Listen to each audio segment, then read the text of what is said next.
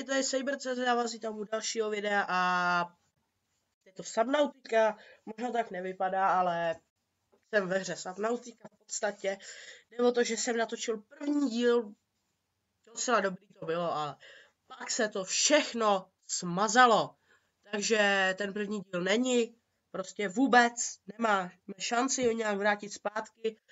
Nechci to, co jsem tam dělal, dělat znovu, protože tam je jedinečný svět, už jsem se na něj zvykl. Měl jsem tam dost věcí a než bych to nahrál, tak by to trvalo dost dlouho, takže omlouvám se, ale musíte to nějak pochopit, co se stalo z druhého dílu. Pokud to nepochopíte, řeknu takhle, to vaše smůla. Prostě já se tím nebudu moc zaobírat, prostě stává se to více youtuberů, nejenom mě. Tohle je poprvé, co se mi něco takového stalo. Takže se moc omlouvám a uvidíme se u druhého dílu. Tak čau.